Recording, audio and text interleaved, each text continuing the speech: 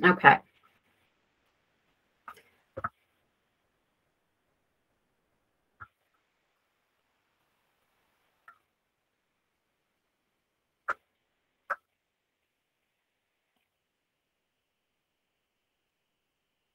So you are all here to hear about the updates that we are making to JumpRope and to our grading expectations for this year. So I'm going to talk at you for a few minutes, but then I do want to build in time for you to actually go into JumpRope and get things set up for the year.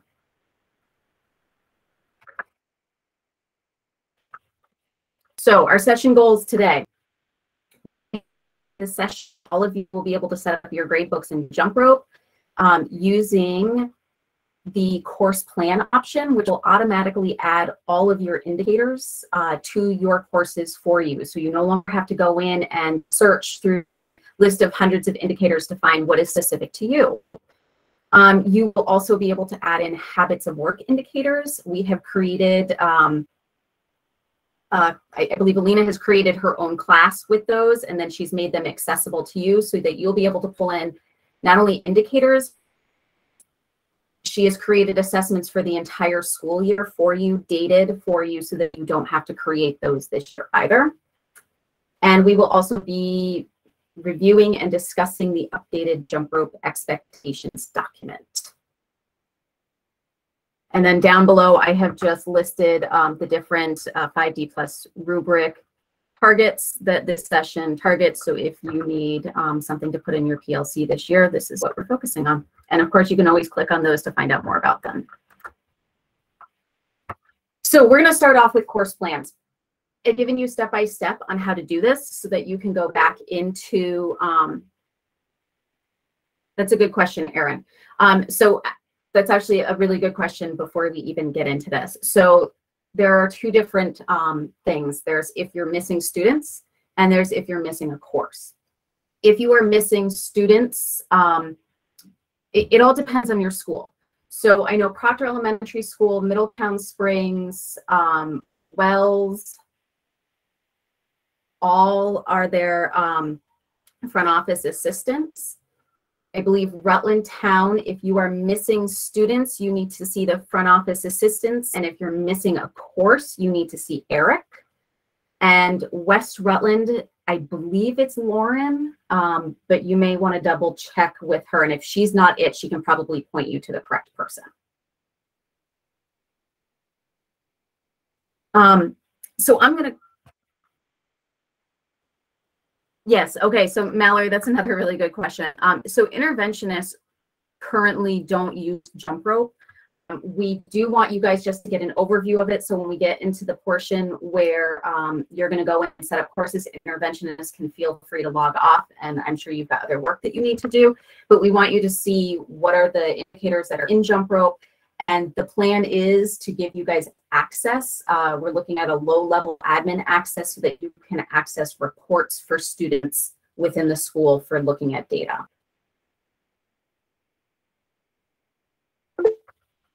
All right, so course plans. I've given you detailed step-by-step directions. We're going to go through this. I don't expect you to follow along with me right now, but you certainly can. I will go slow, and you will have time to do this, and I will hang on this meet for the entire hour so that if you have questions, you can ask. So I'm going to pull up JumpRope.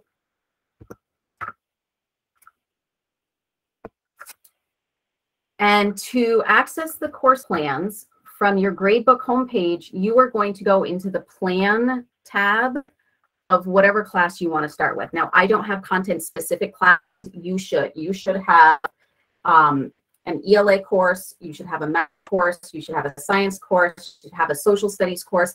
And then you should have an overall grade. So if I'm teaching third grade, I should have a third grade course. So you should have 5 courses, unless you are multi-age, in which case you may have more. They may have broken it out. Amy? Hey, so Chad doesn't have any students in his JumpRope. Is that? Oh, okay. So I forgot, Polly. I would check with the front office to see who rosters students. So what this JumpRope pulls from Infinite Campus. And once students are rostered into courses on Infinite Campus, then it will transfer into JumpRope, and it may take 24 hours for the two systems to talk to each other. And okay, Lisa so Madison check says, right now. Lisa says Okay, to check with Tammy Moyer. Yep, so he's going to quickly call right now. All right, thank you. Okay, Courtney.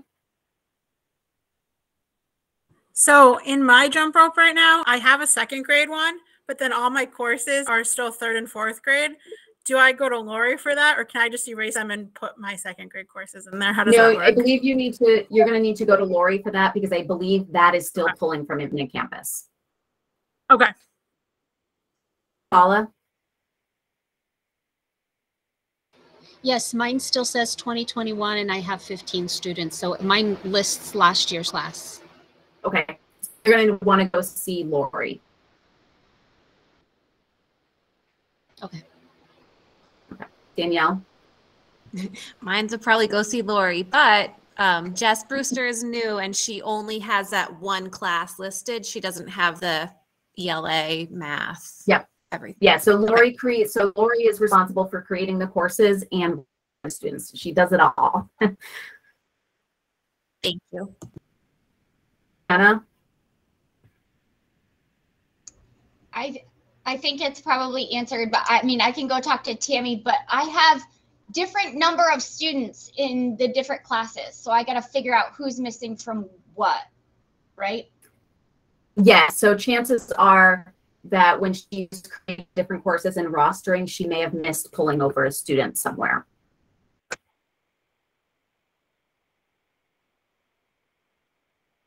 Abby?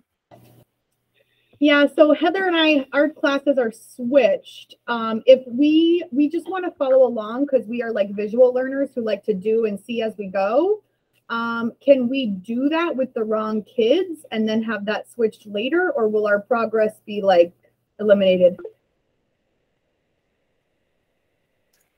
I honestly don't know. However, I'm going to tell you that even if you do it along with me and then your progress is erased, what I'm going to show you is actually very quick. So if you had to read it, it would probably take you 5 minutes. The way that we set up JumpRope this year is going to be very quick and easy to set up. So I would recommend, if you've got her class, go ahead and do it under her class, and if she's got yours, her do it under. If it switches, great. If not, it really will take very little time, and you can always touch base with myself or Alina, and we can always assist you later today or tomorrow. Okay, thank you.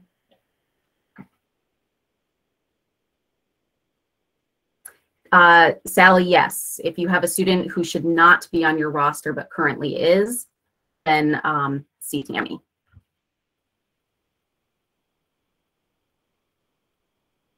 All right, any other questions?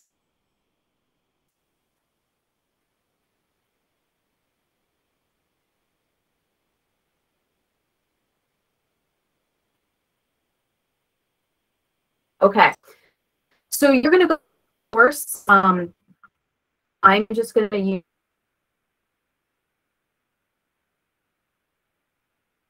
use a generic course here, and I'm going to go into my plan tab. And typically, this is where you go in your indicators to create your assessments, things like that. And I am saying my internet is running really slow right now.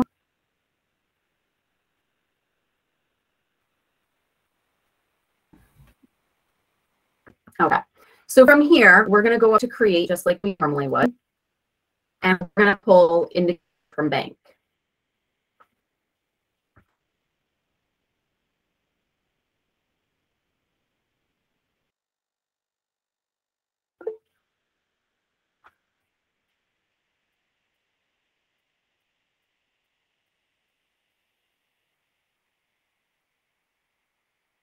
And once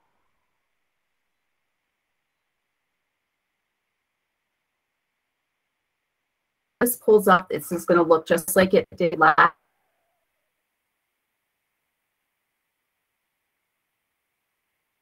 You have your standards bank. You're going to see all of the indicators for the entire SU, all grade levels, all content areas.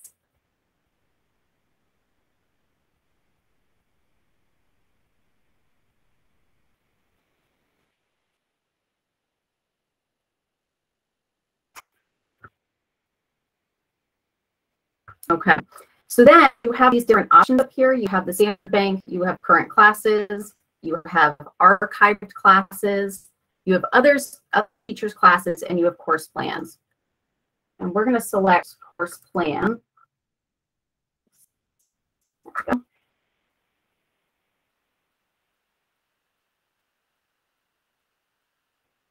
I can try turning my camera off. Well, don't you see my face anyways? We'll see if that helps. I apologize. Once you select course plans, every grade level content area is going to pop up, and all you're going to do is scroll down to find your grade level.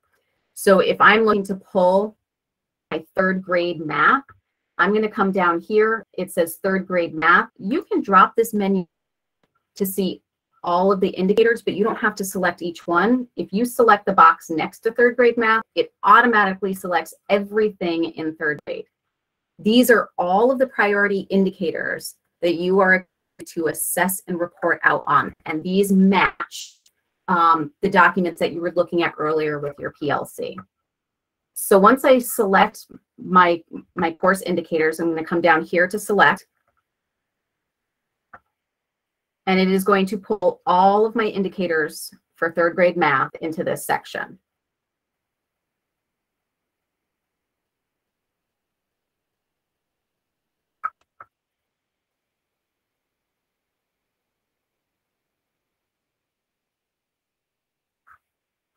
Or it should.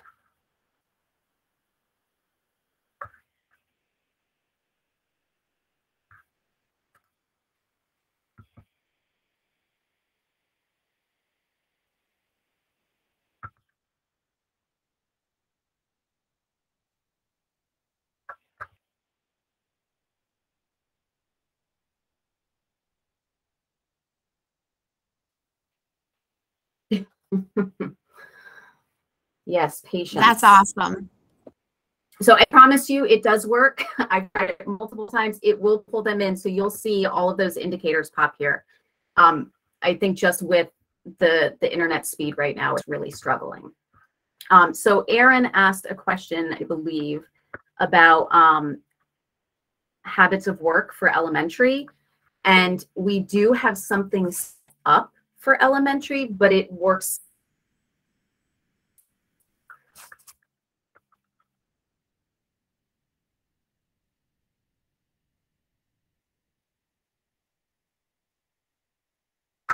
All right, I'm going to move on from this just because the system doesn't seem to be cooperating. But once you select your grade level, you click select, it will pop them up. Erin says that she's already tried it and it does work. And Danielle said the same thing. So it's just on my end. So to pull habits of work, it's similar in that we're going to come up to create. And instead, we're going to choose assessment from bank, because Alina has not only put in the indicators for you, but she has created your assessments for the entire year. So you're going to come over here to other teachers' classes. And you are going to find, mine shows every single school. Yours may only show your school. I'm not 100% sure how that pops up for you.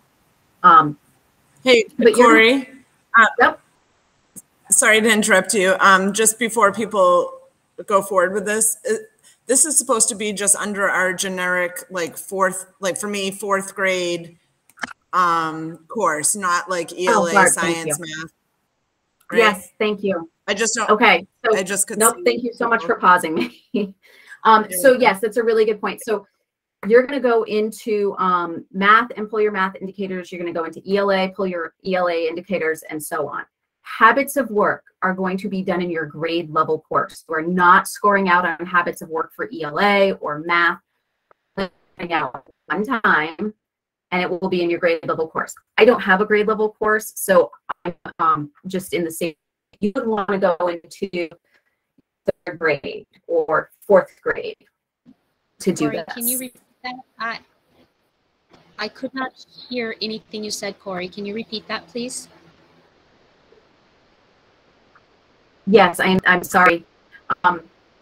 So for habits of work, you are pulling habits of work into your grade level course. So Jenny, somebody in the teacher's room, I already checked it.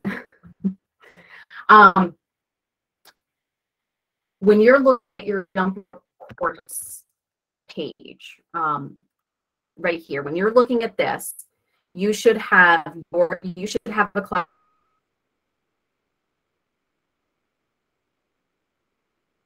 that's just your grade level. So you should have a class that's just second grade or third grade or just fourth grade.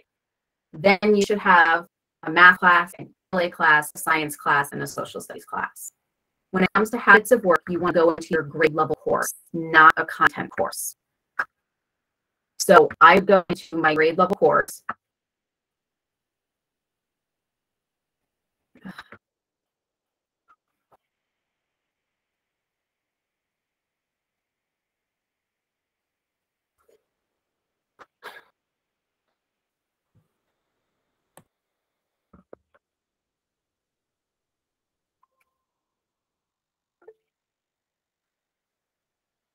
I'm sorry, I have lost my internet, but in the time that I've lost my internet, you'll notice that my third grade math indicators pulled up. So it works. So habits of work. You will go up to create, assessment from bank, other teachers' classes,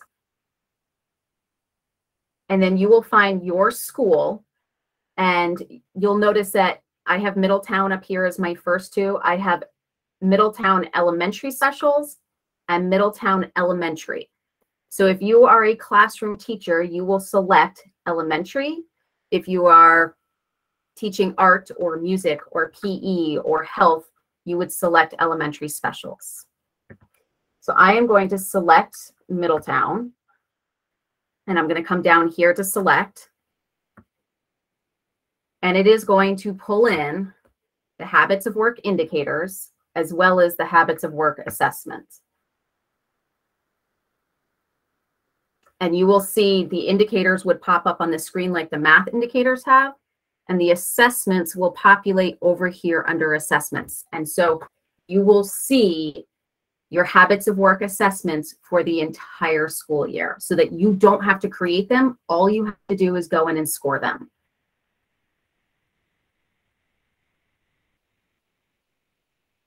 Are there any questions about that? Jenna? I can't see what they say. I can't really see what they say. Mine aren't extended out the way yours are. I just see POES, like how, and then it says ELEM for both of them, and I can't tell which one's which. I don't know how to. Yep.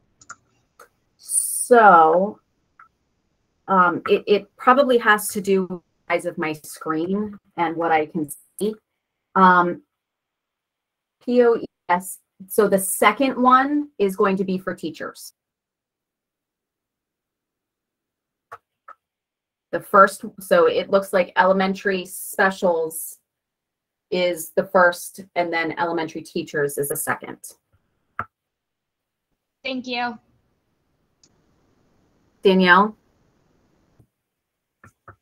When I went to grade, so I uploaded the habits of work, and then in the grade category, it breaks habits of work down now into engagement, responsibility, preparedness. That's new this year for us? Yes.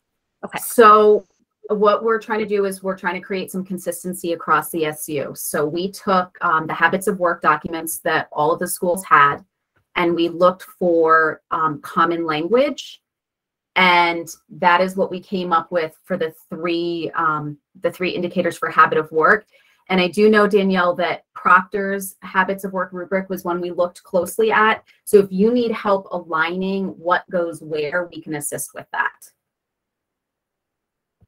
Thank you.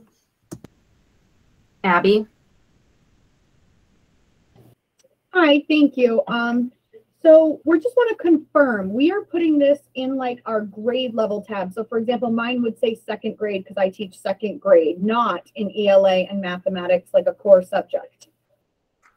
That is correct. We are not assessing habits of work in ELA or in math. We are rather looking Okay, at great. So its work overall. okay, great. Thank you. I just wanted to confirm because one of our kindergarten teachers, we have several Rutland Town people here with me, does not have like a kindergarten section. She just has for core subjects. Do not So pull, that would be if you do not have a grade level course, do not pull in habits of work until you do. Okay. All right. Thank you. We will figure that out and I appreciate your help very much. Okay. John? For the content area for sixth grade, should we be selecting 6 or should we be selecting 6 in all level and elementary, or what level should we be selecting? Do you mean when you are looking at this screen right here, what do you select? Not for the habits of learning, but for ELA and for math. Oh, to pull in course plans? No, to pull in the indicators. So when I went to indicators, I just had a drop down, and it wants me to select the levels because it's got all levels. Okay, so if I pull indicator from bank and you're coming over to course plan.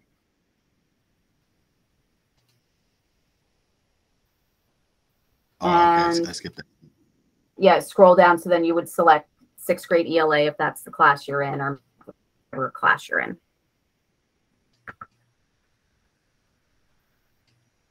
Does that answer your question? Yes, thanks. Okay.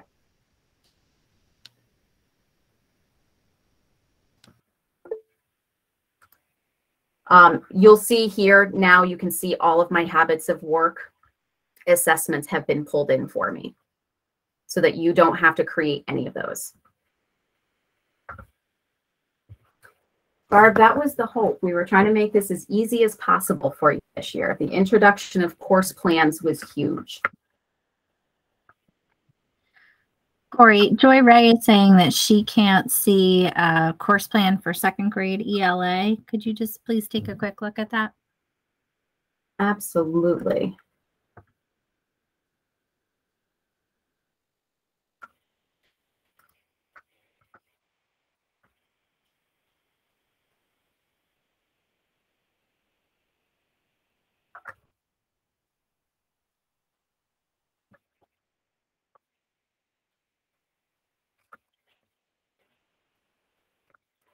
So, Joy, I see it as the first one. But if it's not on your end, when we're done, I can come down and take a look to see what's going on your end. Sometimes JumpRope does some finicky things, and sometimes logging out and logging back in helps. And there's no course plans for 3rd grade. Social studies, science, PE. Corey, I can't find 2nd grade global citizenship. Or 6th grade. Is everybody missing global citizenship? So just so you know, we are making the shift away from global citizenship. We are calling it social studies. Global citizenship was a term used by the Agency of Education as an umbrella term for foreign language and social studies. We have decided to just make it social studies, since that is what you're teaching as classroom teachers, and world language has their own. And unfortunately, there's not an easy way to sort your content. Oh, yeah, right at the bottom. Okay, so this is maybe the only downfall right here. So if you scroll down to the bottom of the page, you have social studies down here.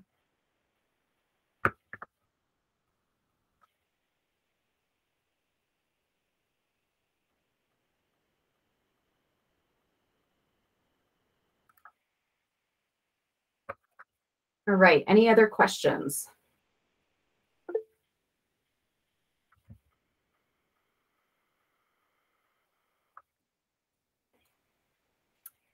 Okay, so Ethan, for whatever reason, some schools it says indicator from bank and some schools it says standards from bank. You would use whichever version of that you see, and I don't know why it's different by school. Yeah, so we click that as well, and when it popped up, there was nothing for kindergarten in there. It didn't say any K, anything. Okay. I'm just going to write your name down and maybe you and I can take a look at that. Sure.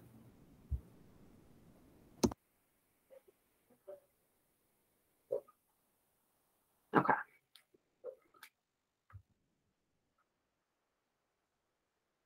Great. Any other questions about how to pull your course plan? Amy. Hey, so Mr. H accidentally plugged all his standards underneath math. So I'm trying to delete them one by one. Is there any easy way to remove them as like bulk? No. Unfortunately, once you put them in, they have to be removed one by one. Individual. Yeah. Thank you so much. Okay, sorry.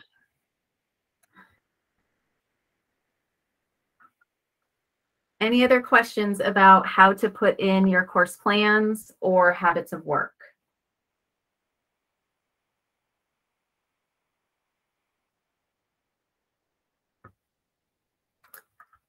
All right, what I'm going to do is we are going to go over the expectations. So I have the course plans. Yes, Todd, absolutely. I have directions for the course plans. I have directions for habits of work. And of course, you can always reach out to any of the coaches. But I do want to spend a few minutes going over the expectations. You'll notice that there's a lot of similarity to last year, but there are some changes. And so I want to make sure that you have a chance to look this over and ask any questions that you may have about the document.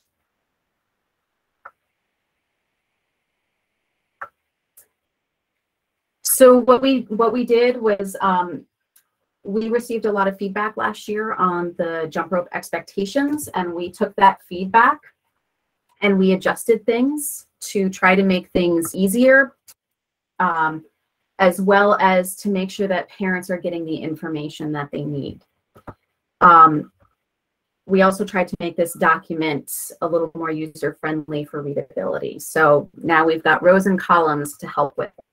So we're going to focus on elementary classroom teachers and specials teachers because I do believe we've got some special teachers in here. So starting with habits of work, you are scoring all content areas, not a different score for ELA or math like last year. So last year you were required to score ELA and math every other week. We've narrowed it down to one score. You are entering a score every other week, so that's roughly 2 times a month. These are all formative scores. We do not want to score students summatively.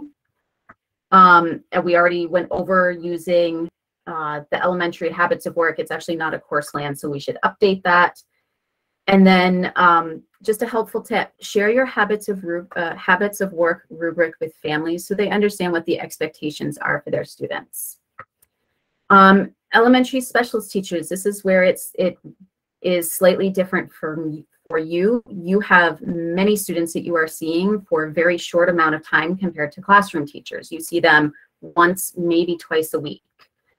So you are being asked to enter a score monthly for students. And then just the same, entering formative scores using the course plan that was created for you. Formative assessments. We're asking that you record a minimum of 1 to 2 weekly in each major content area or course. You should have 3 formative assessments at minimum before you have a summative assessment. That does not mean you are entering 3 formative assessments every week. And we have listed some examples. They might be checkpoints, they may be work samples, they may be teacher-created quizzes, exit tickets, observation checklists. Elementary specialists, we understand is a lot of work when you see students 1 to twice a week. We are just asking that you have total before you enter a summative. Our summative assessment is ideally students should have multiple opportunities to demonstrate mastery for each indicator by the end of the year. So if a student doesn't meet proficiency on a summative assessment, we don't want to just forget about that student. We want to give them additional opportunities throughout the year to meet that. General expectations. So for elementary classroom teachers, use the comments in JumpRope to communicate with families when proficiency is not yet expected at that point in the school year. We have standards that it takes an entire year to meet. We are asking that you retain copies of scoring rubrics or student summatives. It doesn't have to be the original. It could be a scan. It could be a photo. It could be a photocopy. We ask that you keep those until the end of the year. And that's just so that you can have dialogue if a parent is unsure about why their student is performing the way they are. And then we have some general expectations for all staff, regardless of grade. JumpRope, you are required to update it at least once a week. This is, we want parents to have an accurate representation of where their students are at all times. Parents will have access to JumpRope all year long. Progress reports will be sent home 8 times a year for all grade levels. And this will take form of an email. So an email, I believe bulk emails can be sent out to parents, just reminding them to log into their child's account to take a look. When creating assessment titles should be specific to what is being assessed. So for example, if you are a kindergarten teacher and you've taught the letters A through E and that is what you're assessing, the title of your assessment should be specific to that point. If a student is not meeting proficiency, so they're getting less than a 3 on multiple formative assessments, as you approach the end of a unit, you should be reaching out to parents and guardians, if you haven't already, before completing the summative. We don't want to surprise parents when their students are not meeting proficiency. If you are unclear about whether one of your curriculum-based assessments should be recorded as a formative or a summative, you have your affinity group or an instructional coach that you can discuss that with. And if you are having issues with JumpRope functionality, if something in JumpRope is not working the way it's supposed to, we are asking that you submit a tech ticket. Yes, Courtney. For the 8 progress reports a year, are we still printing out quarterly reports and sending them home / having those at conferences, or is that different this year? Courtney, that is different. I have a summary of it in writing somewhere. Let me try and find it and copy and paste it into the chat. Okay, thank you. What other questions do you have? I know there's been a lot going on in the chat as well, so thank you, Lisa, for looking at that. I had a question. I'd like to print off these K-12 JumpRope expectations, but I did a search in Drive and I only found 2021 to 2022. I can drop it in the chat for you, Brenda. Thank you. And then we will make sure that this is located someplace that you can find it, at least on the coach's website. Thank you. Abby, to answer your question, are we printing and sending these home 8 times a year? No, I believe Lisa has just pasted into the comments the expectations of when we will be printing and when we will be emailing.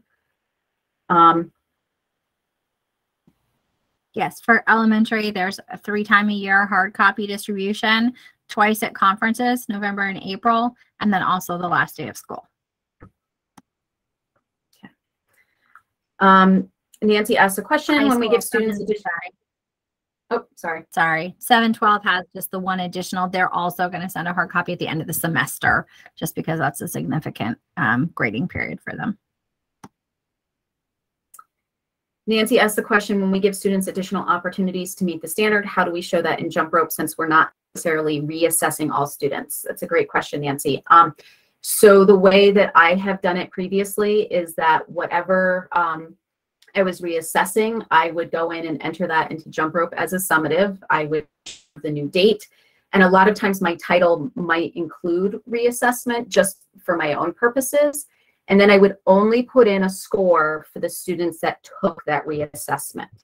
I would leave any students who did not take that reassessment, I would leave it blank. That way it doesn't impact their scores. Yes, go ahead, Nancy. So does that mean the rest of the students who were not assessed, we'd put in a U in that column? No, you would want to leave it blank, because if you if you put in a U, it's going to show up in the student's JumpRope account that they're missing assignments, and you don't want that. So you would just leave it blank for any student who is not required to take it. Can I ask you another question? I had a student last year that I was giving second grade math assessments to. She was not working on grade level. And so how do I show hers in JumpRope when she's not working at 5th grade? I think that's going to be a conversation with special educators.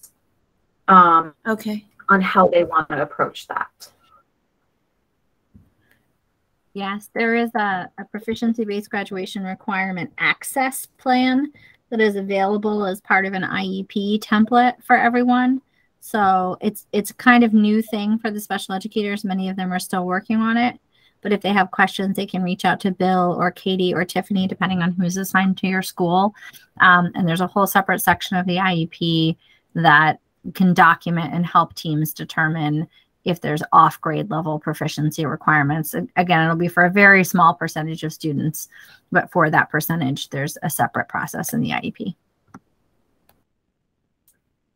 Eliza, to answer your question, currently there is not a common rubric across ESU. Many schools have created their own rubric. I will actually be meeting with West Rutland K-16 afternoon, or excuse me, tomorrow afternoon. I believe Jay's built in a half hour for us to take a look at this. So hopefully at the end of that time, West Rutland K-6 will have a common rubric that they're using.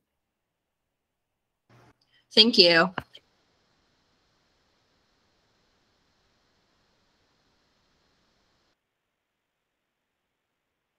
Any other questions? If I've missed it in the chat, I apologize. But any other questions?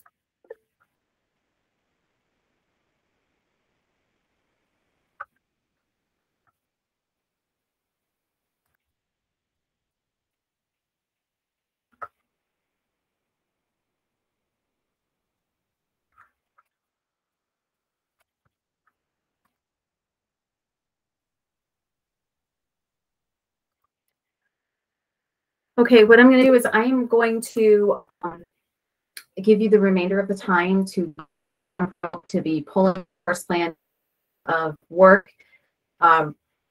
assessments. And if you have any questions, I will be on this meet until 11:30. We're also asking that if you have additional questions about JumpRope reporting, we've created a Google form right. We are trying to compile commonly asked questions so that we can create an FAQ resource for all of you to have, and for any new teachers that may be entering into our SU. So you're free to log off and go work. You're free to stay on if you have questions. Otherwise, have a great day and enjoy lunch. Thank you. Thank you. Thank you, everyone. Corey, I know Todd had a question for you, definitely.